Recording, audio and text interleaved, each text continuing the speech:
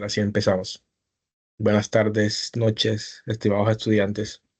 Eh, Espero que todo marche bien. Bienvenidos a esta tercera webconferencia de nuestro curso Conservadurismo y Liberalismo. Pues hoy vamos a abordar, como les mencionaba en los mensajes enviados, el, digamos, lo que se ha denominado la tarea 4, ¿cierto? Que tiene que ver con conservadurismo, liberalismo y política de tierras en América Latina.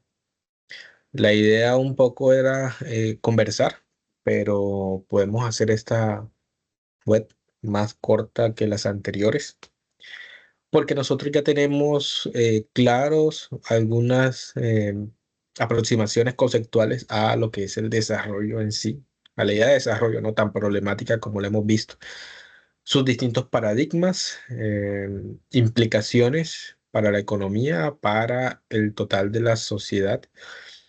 También ya hemos visto en la segunda webconferencia lo problemático que puede llegar a ser definir como bloques tanto el conservadurismo como el liberalismo.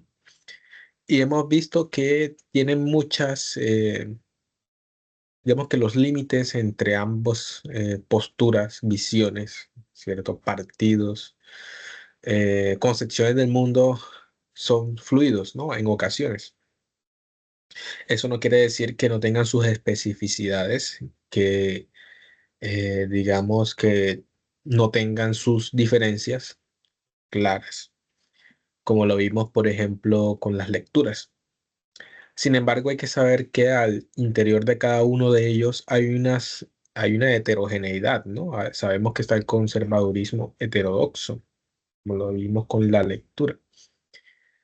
Y que hay que tener cuidado también, ¿no? Al estudiar el conservadurismo en la historia de Colombia, por ejemplo, no disminuirla a una historia de las oligarquías. Igual sucede con el liberalismo, ¿cierto? Tampoco es vincularlos y reducirlos solamente a una serie de gobiernos que se han conocido o se han llamado a sí mismos liberales, ¿no? Sabemos que, por ejemplo, en el contexto de la historia de Colombia, y habíamos mencionado el periodo histórico de el federalismo, que si bien hay una postura liberal intelectual independiente, ¿no? Basada en los principios de la libertad política, aún así mantenían en la economía varios ámbitos, varias implicaciones productivas de gobierno, de dominación conservadoras. Y que para la cuestión del liberalismo, tanto la teoría como la historia, o la filosofía y la historia y el derecho nos cuentan unos procesos que van en doble vía, ¿no? Que se parte de un estado de naturaleza libre y se llega a el mutuo acuerdo a través del contrato social, por ejemplo, a través de la filosofía política, la historia de la filosofía política, o de que se parte de un estado de sometimiento progresivo hacia la libertad, ¿no? Que nos dice también la historia de el liberalismo, ¿no? Como doctrina política, vinculada mucho también a la idea del individuo, vinculada mucho también a la idea del derecho natural y demás. Sobre el conservadurismo también podemos decir algunos elementos vinculados sobre todo al poder, dominación de la tierra, ¿cierto? De la religión sobre ella, por ejemplo, con estos casos históricos del requerimiento, eh, también basada en una idea de un orden, ¿cierto? Pero no es un orden absoluto, es un orden que cambia, pero solamente progresivamente, de forma progresiva. No hay rupturas. Entonces, teniendo en cuenta esos elementos, vamos a ver hoy esto, cómo se aplica específicamente. Digamos, no vamos si bien vamos a concretizar algunas cosas, vamos a seguir viendo eh, en lo posible a mantener una idea general sobre la política de tierras en Latinoamérica y cómo esto se transforma, se concibe desde una visión del conservadurismo o del liberalismo, ¿no? o si hay unas implicaciones. Sobre todo esto porque si nosotros revisamos la guía de actividades, la pregunta o las preguntas, los puntos que ustedes deben, digamos, responder en la actividad es lo siguiente, ¿no? Primero hacer las lecturas, desde luego. ¿Qué propuestas concretas se pueden plantear desde el conservadurismo y el liberalismo para desarrollar una política de tierras en América Latina que garantice? Dos puntos. Uno, la seguridad de la tenencia y el acceso a la tierra, así como su uso social adecuado. Seguridad, accesibilidad y uso social. Y el segundo punto es una reforma agraria redistributiva en favor de los pobres. Y aquí es punto clave redistributiva, ¿no? Eh, Porque sabemos, cierto, que las reformas no necesariamente todas son redistributivas, reformas agrarias, ¿no? Entonces, teniendo en cuenta eso ustedes lo pueden encontrar con las lecturas, investigando otros textos también. Entonces, esos dos puntos, ¿no? Seguridad, tenencia y acceso, uso social adecuado y la reforma agraria redistributiva en favor de los pobres, en favor de los pobres, desde un punto de vista del conservadurismo y del liberalismo, ¿no? Para eso, entonces, nosotros tenemos la lectura eh, que está ahí en los contenidos bibliográficos de Tierra y Desarrollo en América Latina, Perspectivas para la Investigación sobre Políticas, escrito por Stefan Barangi, Carmen Dier y Manuel Morales. Es una obra del 2004. Entonces, claramente ahí hay que precisar algunas actualizaciones, sobre todo en el tema de la tierra, el manejo de la tierra es un tema bastante que es necesario estar bastante actualizado para no caer en imprecisiones. Pero desde luego que la historia nos dice ya mucho, ¿no? Y en Colombia ha habido muchas reformas agrarias. Desde la década de los 30, de 1930 ya se pensaba y se hicieron unos esfuerzos para ello. Y se ha ido realizando cada vez en ciertos periodos históricos de Colombia hasta llegar, por ejemplo, a la actual, digamos, política de reforma con esta figura que me parece muy interesante y es la de la jurisdicción agraria, ¿no? Jurisdicción agraria. Digamos, una entidad dispuesta especialmente para resolver problemas de la tierra en Colombia. Porque sabemos que muchas veces esas problemáticas, esas disputas, esos litigios demoran mucho tiempo porque no hay digamos, hay muchos cuellos de botella eh, en la resolución de ese tipo de conflictos en Colombia. Entonces es bueno que exista esa jurisdicción agraria, retomando ya algunos presupuestos que habían quedado con las zonas de reserva hectáreas a partir de los acuerdos de paz, ¿no? Del 2012 al 2016. Y digamos, la manera de preservar una paz estable y duradera en el postconflicto. Desde luego que ahí había ahí unos tiros y aflojes respecto a la reforma agraria, pero digamos esos temas de política colombiana actual los iremos comentando en la medida de lo posible. A nosotros nos interesa sobre todo empezar a pensar conceptualmente todas estas implicaciones de pensar la tierra en Colombia, bueno, en América Latina, pero específicamente en Colombia a partir de estos enfoques y estas visiones del mundo. Entonces, en esa obra de Tierra y Desarrollo en América Latina,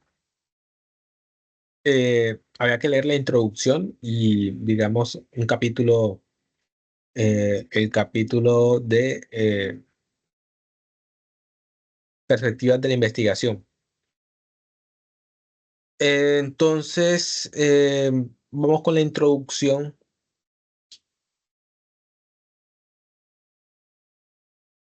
En la introducción, ustedes, si hicieron la lectura en el libro, se van a encontrar que es una obra bastante programática. Programática en el sentido de que propone muchos temas de investigación, ¿no? Deja abiertos varios puntos claves que los autores recomiendan profundizar. Entonces, no es una obra muy, digamos, erudita en el sentido de que va a la especificidad y te recomienda obras y un corpus bibliográfico amplio para seguir las investigaciones que lo hacen en algunas partes, sino que es más, incluso algunas conclusiones reflexivas, ¿no? De cómo se deben orientar futuras investigaciones sobre ello. Y como ustedes saben, la obra se basa mucho en unos informes de políticas agrarias. Esto es el PRR, que es propio de un informe del Banco Mundial. Tengamos en cuenta también la fecha, ¿no? 2004. Y nos dice un poco que este informe y estas enseñanzas acumuladas nos permiten sacar las siguientes conclusiones. Recordemos que aquí está pensando América Latina y cada tanto pone unos ejemplos específicos, ¿no? Con México, con Honduras, con Chile, con Colombia y demás. Las conclusiones son las siguientes. La primera conclusión es, y abro comillas, mejorar la seguridad de la tenencia, el acceso a la tierra y su uso socialmente adecuado son esenciales para contribuir al crecimiento, la reducción de la pobreza y el buen gobierno. Y lo que tiene que ver, desde luego, con el primer punto de la actividad, ¿no? El primer punto, entonces, que nos interesa abordar aquí es el de la tenencia de la tierra. Y para ello también, digamos, la seguridad. Ese es el primer punto que vamos a tocar acá. Una segunda conclusión de este informe es que es necesario adaptar los enfoques a las circunstancias de cada país en particular y los gobiernos deben elaborar estrategias nacionales coherentes en consulta con la sociedad civil. Bueno, es algo, poco más hay que agregar allí, ¿cierto? Es una conclusión lógica. No nos dice mucho tampoco, ¿no? Cada reforma, cada política debe adaptarse a las condiciones particulares de cada país. Eso es algo bastante lógico. Tercera conclusión es, existe toda una gama de opciones para promover una mayor seguridad de la tenencia y un mayor acceso a la tierra, desde las reformas legales e institucionales para liberalizar los mercados hasta las reformas agrarias redistributivas. Y ahí está el punto también de la actividad. Ahora, liberalizar las tierras no significa solamente abrir, ¿cierto?, el mercado de las tierras e inyectarle recursos a ello para proseguir en ese sentido, sino también, además de esta compra y venta de tierras que tiene que ver con lo estrictamente económico, liberalización, también la adjudicación de baldíos, ¿no? De territorios baldíos y la creación de zonas de reserva campesina, entre otras medidas. Y eso es un tema que se ha venido moviendo bastante acerca de las zonas de reserva campesina, ¿no? Dentro de las 600.000 hectáreas que estaban destinadas, comprometidas para el desarrollo, en el desarrollo del gobierno para la distribución de tierras, un gran porcentaje se ha dedicado a esto, ¿no? De las creación, ampliación de zonas de reserva campesina. Em, Eso porque también se encontraba dentro de los acuerdos de paz, ¿cierto? Zonas de reserva campesina. Eh, ¿Qué quieren decir estas zonas? Que son, digamos, áreas protegidas para buscar la producción agropecuaria campesina. Y eso es importante, ¿no? Como un punto clave para pensar cómo a partir de esas reformas agrarias redistributivas se puede un poco pensar y acabar con la pobreza en Colombia.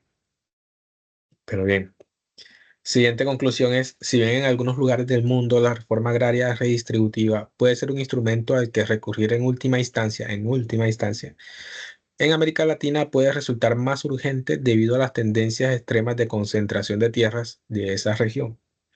Así y todo, la historia sugiere que las reformas agrarias deben ser realizadas de forma innovadora a fin de evitar los resultados subóptimos obtenidos en el pasado. Y eso es un punto neurálgico en tanto que es cierto que si uno revisa la historia de América Latina, pero principalmente la de Colombia, ¿no?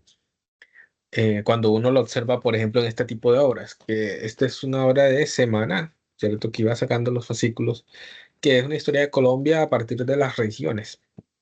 Encuentra siempre el común denominador de la concentración de la tierra a partir de una élite productiva ganadera que acapara, ¿no? acapara la producción de la tierra, la utilización del suelo en grandes lotes para el ganado. Esto no es un fenómeno único en Latinoamérica tampoco.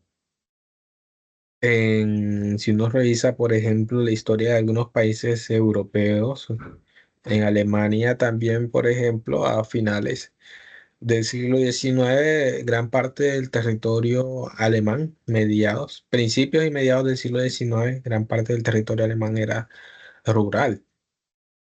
Solo esto empieza a cambiar con la primera revolución industrial. En Alemania, quienes tenían mayor tenencia de muchísimas hectáreas y lotes, era una clase política y económica llamada los Junkers. Los Junkers eran los terratenientes, ¿sí? Eran terratenientes que expulsaban de amplias zonas a los campesinos para establecer dinámicas de producción de ganaderas, y para trabajar la tierra entonces lo que hacían era contratar mano de obra barata polaca para ponerla a sustituir las labores de los campesinos.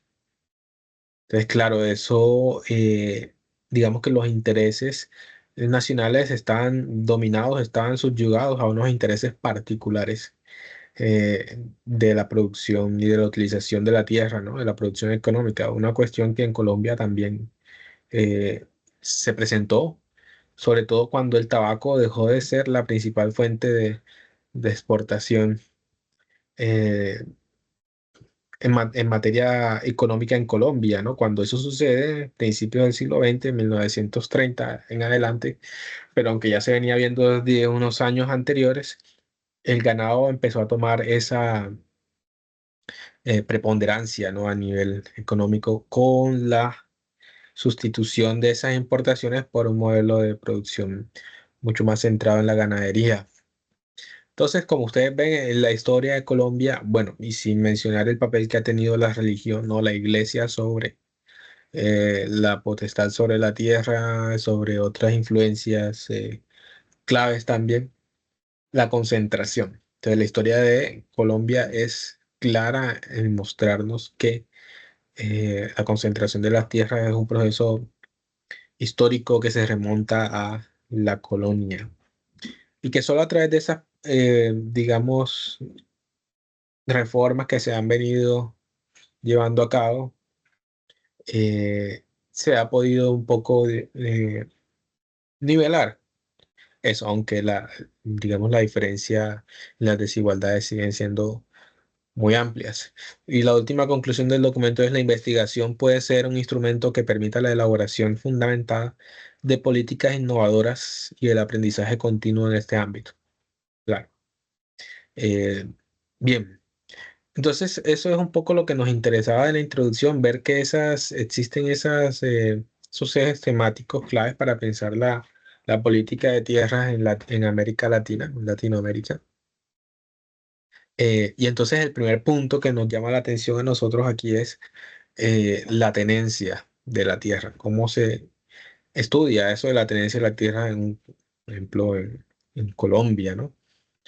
Y hay varios textos interesantes, las luchas agrarias en Colombia. Hay una producción bibliográfica amplia sobre ello, eh, sobre la que no nos vamos a detener un poco acá, pero en general, los autores en el capítulo que tocaba leer, ¿cierto? Que el capítulo 4, Perspectivas de Investigación, me parece interesante porque ellos inician con algunas ideas generales, algunos consensos que se han dado y luego propone, digamos, una ruta de investigación para realmente verificar y validar esas hipótesis. La primera de ellas es la siguiente, y abro comillas: existe un consenso con respecto al hecho de que la titulación y registros formales de la tierra, gracias a los cuales ésta es plenamente transferible, incrementa el valor de la tierra. La titulación beneficia a todos los propietarios de tierra, sean ricos o pobres, en la medida en que incrementa su patrimonio neto. Es decir, titulación igual a incremento del patrimonio neto de las personas a quienes se les otorga este registro formal de la tierra. Y esa es una primera hipótesis que se va a cuestionar, que se van a cuestionar los autores, ¿no? Y que uno podría también cuestionarse. Eh, y habría que preguntarse entonces, ¿el aumento de este patrimonio es equivalente a una reducción de la pobreza en el nivel, entendiendo pobreza aquí solamente como nivel de ingresos o de consumo, ¿no? De esas personas propietarias? El incremento del patrimonio eh, conlleva necesariamente a la reducción de la pobreza. Fíjense la precisión de la pregunta, ¿no? Y los autores van a decir que no, no, no necesariamente, ¿cierto? Porque esa tenencia necesita de tener una mayor seguridad. ¿Sí? Y es la seguridad la que va a llevar a que se dinamicen las inversiones. Y por ende, cuando se dinamizan esas inversiones a través de distintas formas de crédito, puede ser, por ejemplo, como ellos van a mencionar, eh, se incrementa entonces la productividad en los ingresos agrícolas. O hay una mayores oportunidades de emprender, ¿no? Actividades no agrícolas que generen ingresos también. Es decir, que en el fondo, entonces, digamos, la tenencia formal de las tierras no es solamente, no es el único aspecto determinante para reducir la pobreza. Y esto es digamos, un discurso que, como los autores mencionan, es un consenso que se ha hecho. Y hay que tener cuidado con ese tipo de planteamientos eh, generalistas. Entonces, ellos dicen, no, la tenencia debe estar articulada siempre, ¿cierto? A una seguridad. Y una seguridad que no es una seguridad solamente de la tierra, de la formalización de la titulación, sino una seguridad que debe conllevar a que haya inversiones, ¿no? De que haya más oportunidades de crédito para esas poblaciones, que luego así ellos puedan empezar a generar esa productividad para emprender actividades agrícolas o no agrícolas. Eso pues depende de cada caso. Y dicen los autores, este argumento a favor de la seguridad de los títulos territoriales es que conllevará al incremento, ¿no? De la demanda de inversiones por parte de los agricultores y al mismo tiempo un aumento de la oferta de crédito por parte de las instituciones financieras, puesto que es posible utilizar los títulos como garantía. Ahora, uno podría decir, hay unas conclusiones ahí lógicas, procedimentales. En la tenencia de la tierra, tenencia, ¿cierto? Formalización, seguridad, inversiones. Inversiones, ganancias. El tema es que, como estamos viendo a esta población a que se le formaliza la tierra, los estamos poniendo todos en un mismo saco o acaso hay una heterogeneidad allí, y sabemos que la respuesta es que hay una heterogeneidad aquí. ¿Quiénes son los propietarios de tierras en Colombia? O grandes terratenientes empresarios, ¿cierto? O campesinos, una minoría campesina, que es un poco lo que se está tratando de resarcir. Entonces, ello depende de si son grandes propietarios o si son pequeños. Eh, Esto hay que tenerlo en cuenta, desde luego, si se quiere pensar, como nos pide la actividad, en la reducción de la pobreza en un país mayoritariamente agrario como lo es Colombia, ¿no? Em, para los pequeños propietarios, teniendo una vez esta legalización de las titulaciones, eh, en América Latina, lo que nos dicen los autores, em, esta oferta de crédito es mínima, ¿no? Para los campesinos, para los pequeños agricultores es mínimo. Es decir, la titulación ofrece unas ventajas mínimas desiguales para el acceso al crédito de los pequeños productores, de los pequeños agricultores, disculpen, frente a los grandes agricultores, a los terratenientes. Y eso crea desde luego una desigualdad.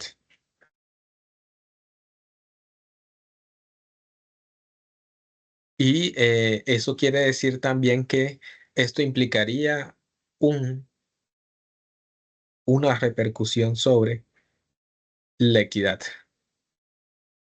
la equidad eh, en Colombia. Claro, es que si tenemos todos los campesinos como si fueran una masa homogénea, pues estaría mucho más claro, pero sabemos que eso no es así. Sí, el acceso al crédito va a afectar, digamos, eh, de distinta forma si es un propietario pequeño o si es un gran propietario de tierra, ¿no? Y por ende a las inversiones y por ende a los ingresos y a las formas de consumo y por ende a la desigualdad y a la falta de equidad en el campo colombiano. Si ustedes les voy a mostrar un diagrama también, que me parece interesante de esto, que es el coeficiente de Gini para la distribución de la Tierra en una selección de países de América Latina. No es una cuestión muy actualizada, pero sí nos interesa que ustedes saben que el coeficiente de Gini mide variables de desigualdad. Fíjense que en Colombia está en el 0,88 0,88 sí, en el 2009 frente a los otros países en donde se ha tomado la muestra eh, frente a la distribución de la Tierra, ¿no? Esto está en la obra, se los muestro, de Oxfam, Desterrados, Tierra y Poder y Desigualdad en América Latina, que es una obra muy buena que les recomiendo también revisar para sus actividades y para que tengan un conocimiento más amplio sobre esto, ¿no? Ahí se habla también sobre las historias de las reformas agrarias en América Latina. Me parece una obra interesante. Entonces, tenemos esa cadena lógica de sucesos en donde la equidad va a ser una cuestión eh, supremamente importante, ¿no? Que se va a afectar. Eh, y bien, entonces hay que tener también en cuenta que el acceso a estos créditos, ¿cierto? Por parte, ya ni siquiera estamos hablando de esa comparación de grandes propietarios, de grandes campesinos y de pequeños campesinos, sino vamos a hablar de los pequeños campesinos, ¿no? Van a acceder a créditos mucho más limitados, ¿sí? Y por ende, sus inversiones van a estar vinculadas a eh, toda suerte de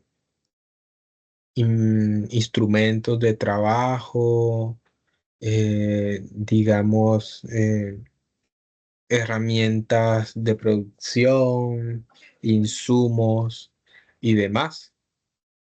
eh, pero van a estar muy, muy limitadas, si acaso nulos, a lo que los autores nos dicen el capital variable, ¿cierto? De inversión, de mano de obra.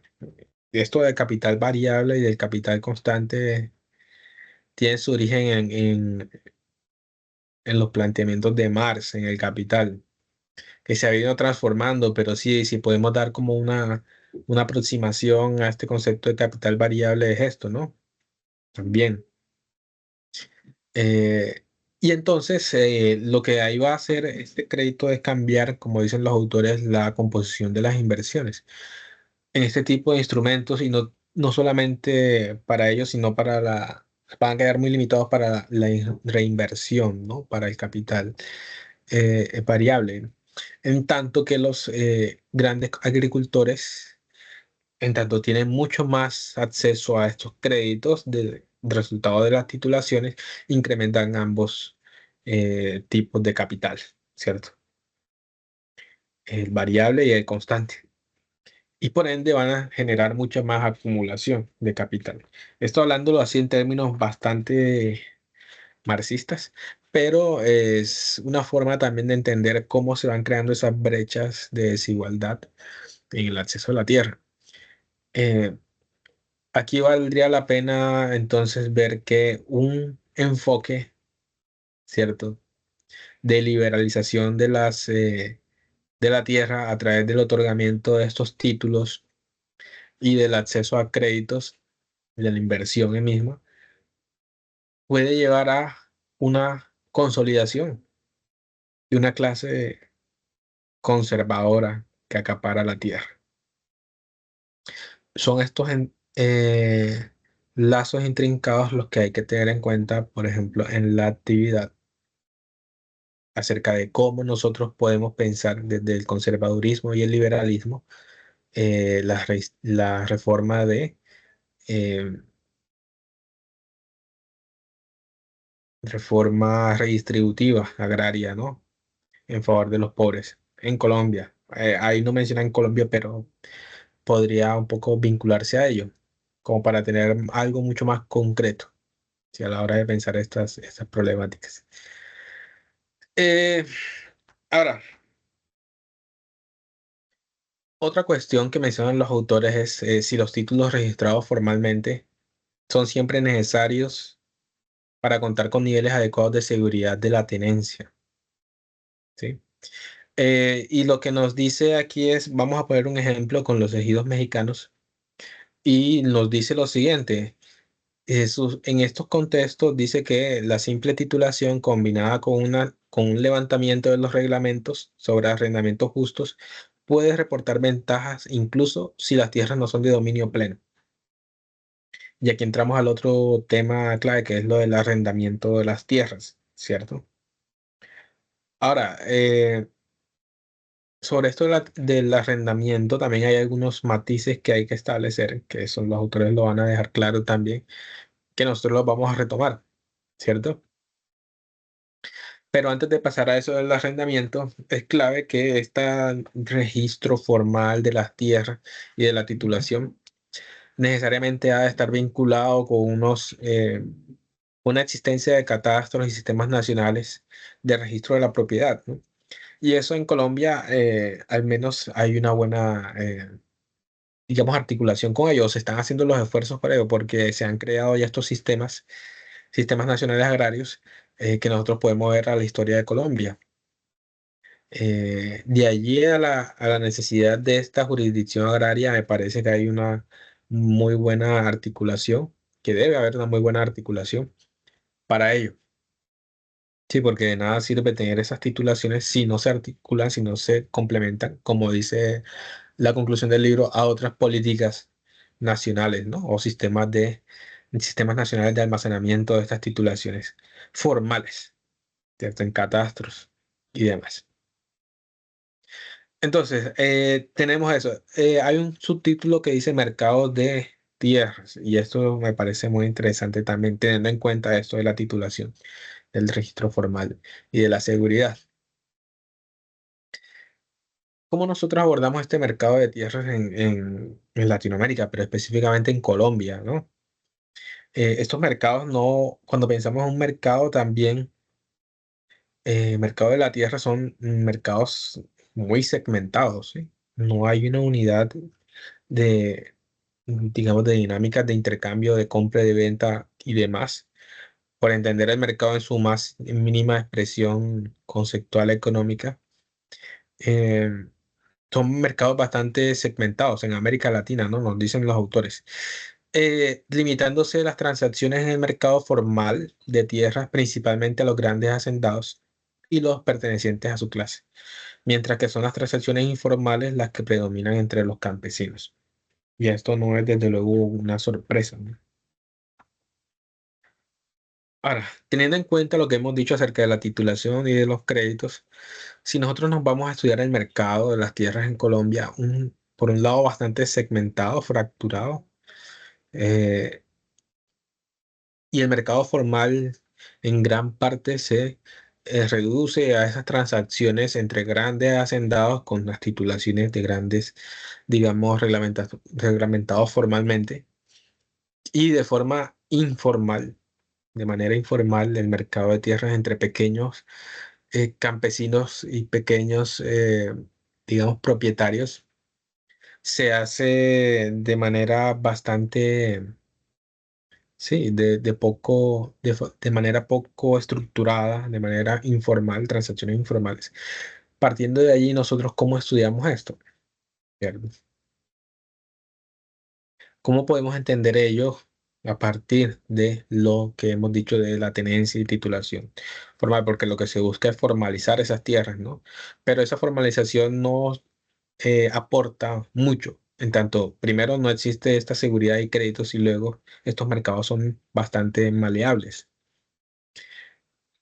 bastante truncados muchas veces, ¿no? En transacciones informales.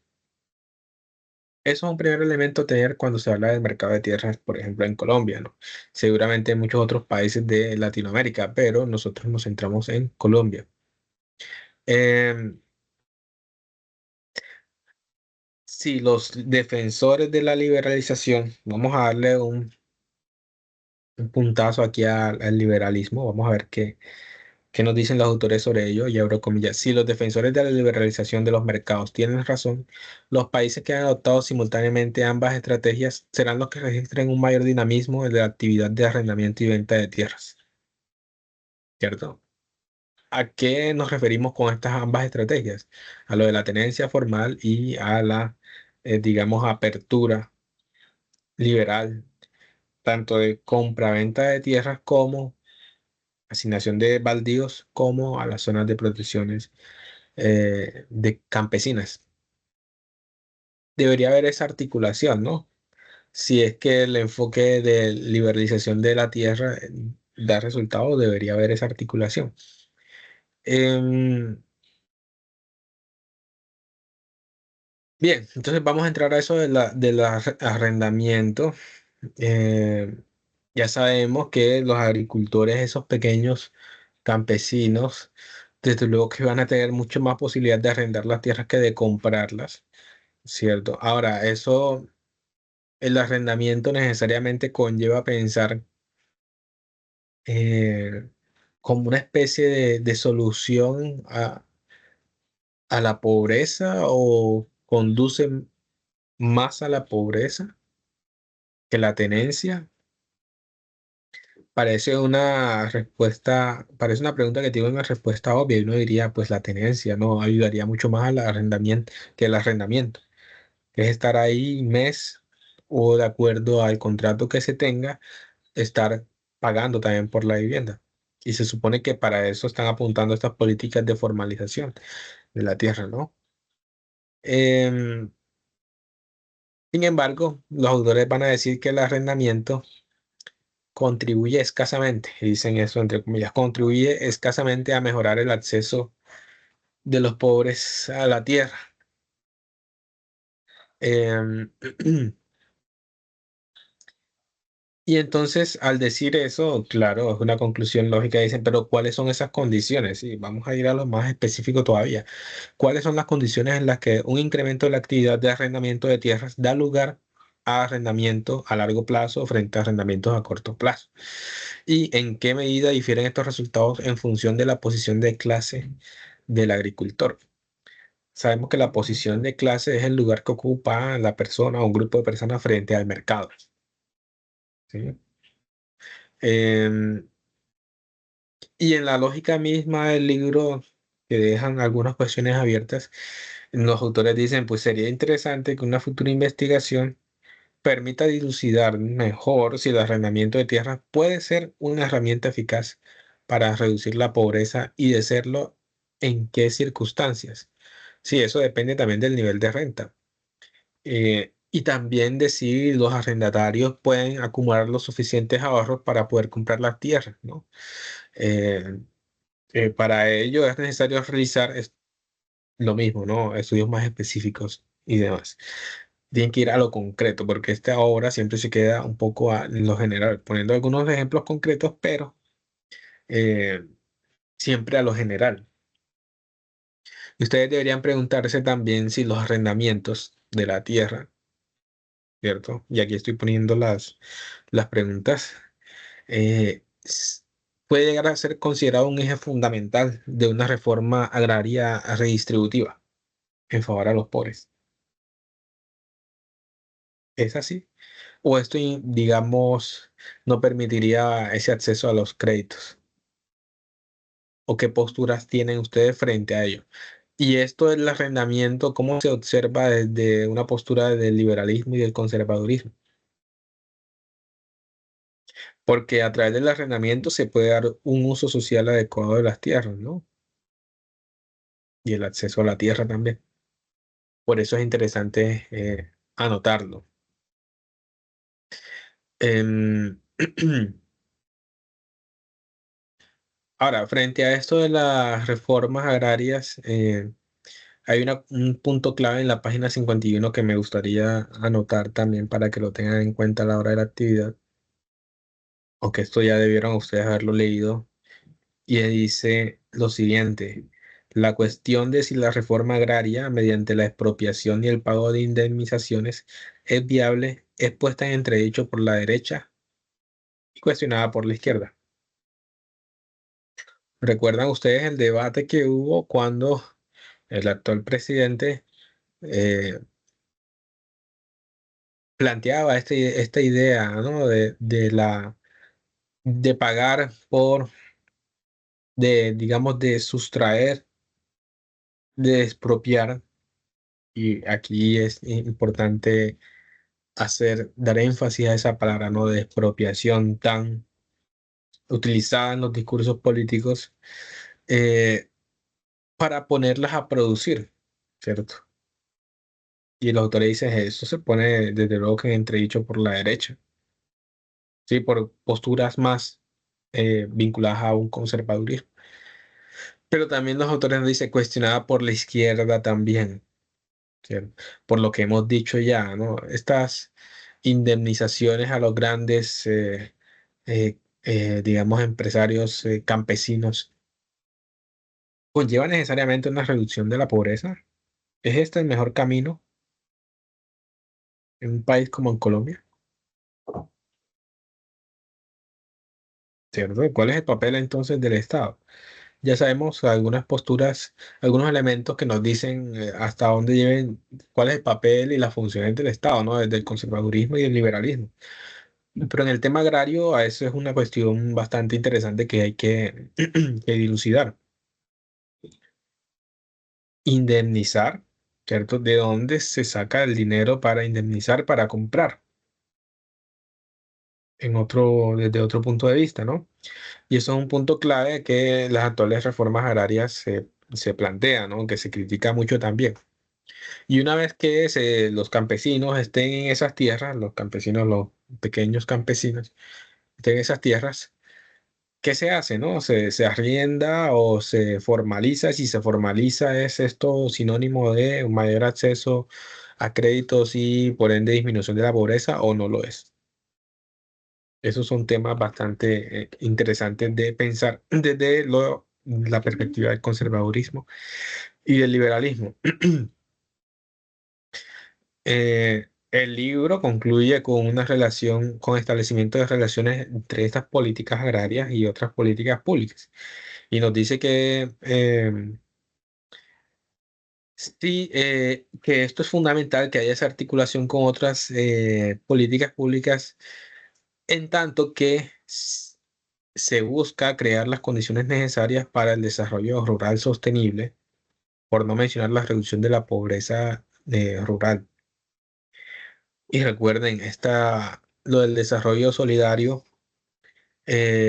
sostenible es un enfoque vinculado a un paradigma de desarrollo específico, ¿cierto? Y si vinculamos ese paradigma de desarrollo específico a analizar el problema agrario y de la distribución de o las políticas públicas de agrarias en América Latina y especialmente en Colombia, saldrán todo este tipo de conexiones de sentido, le podríamos decir a uno, en donde los límites y las diferencias entre el liberalismo y el conservadurismo se diluyen muchas veces.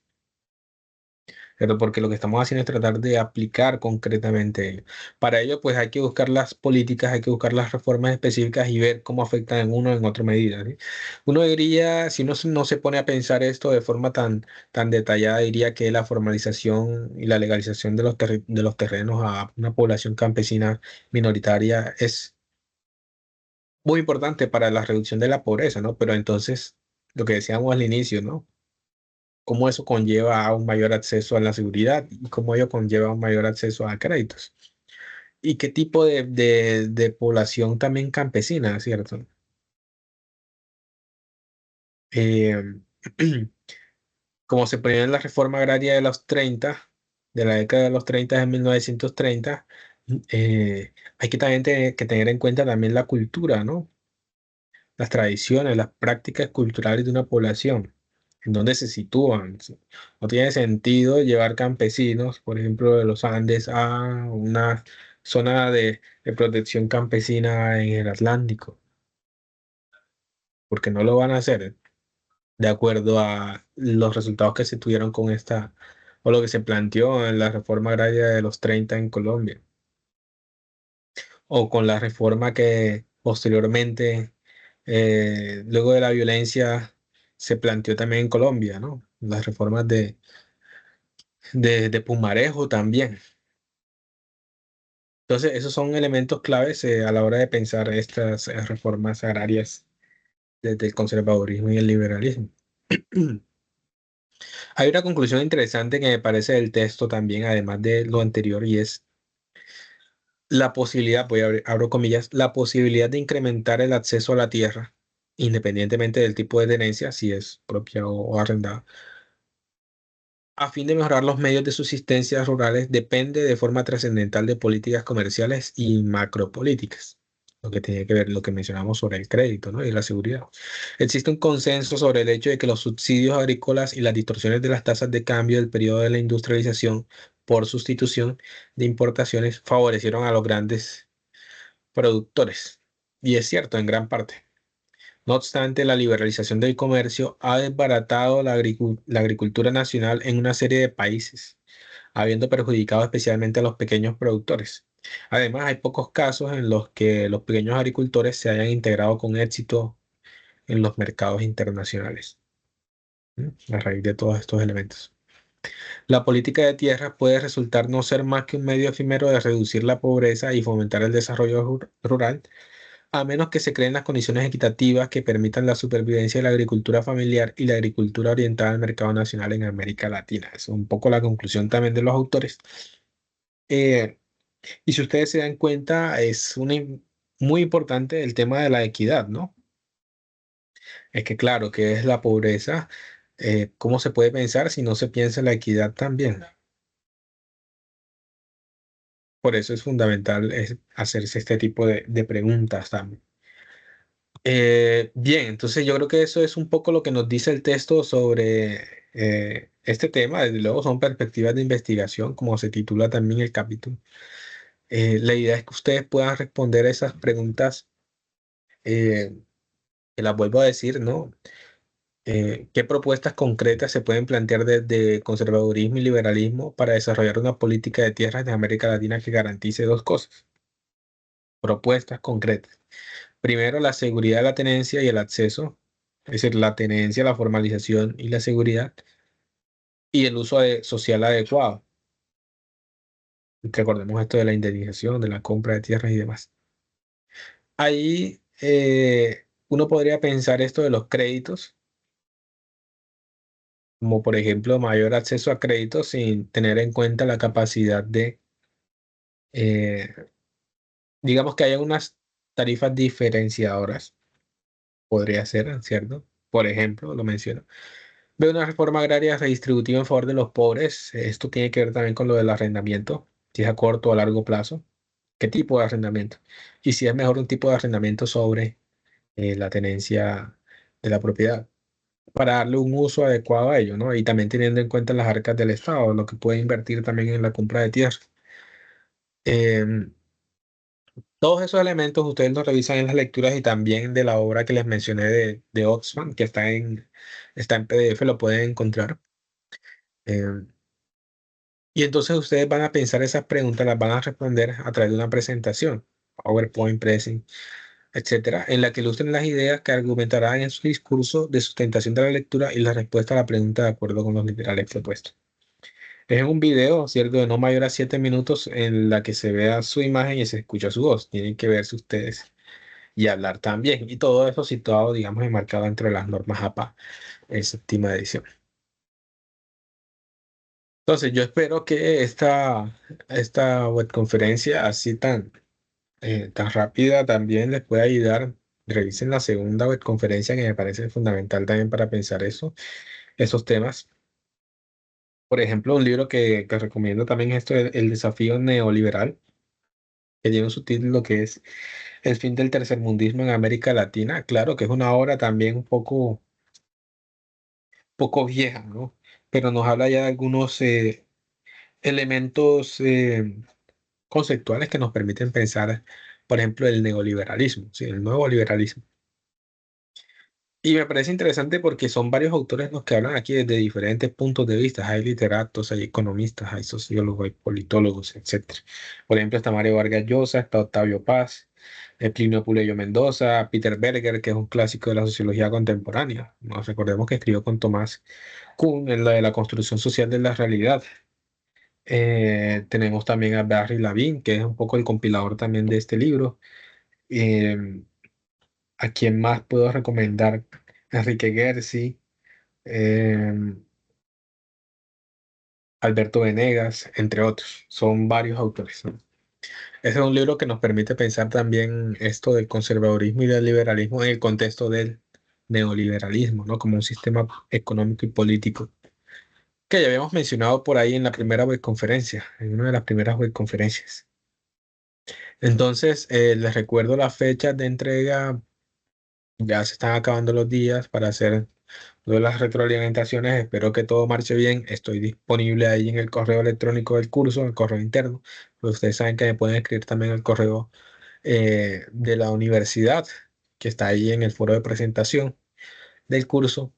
Y yo quedo atento a cualquier duda, comentario que tenga. Les enviaré esta grabación para que puedan observarla, para que les ayude para la actividad y para sus próximos cursos o actividades que estén haciendo. Les envío un saludo, espero que estén bien.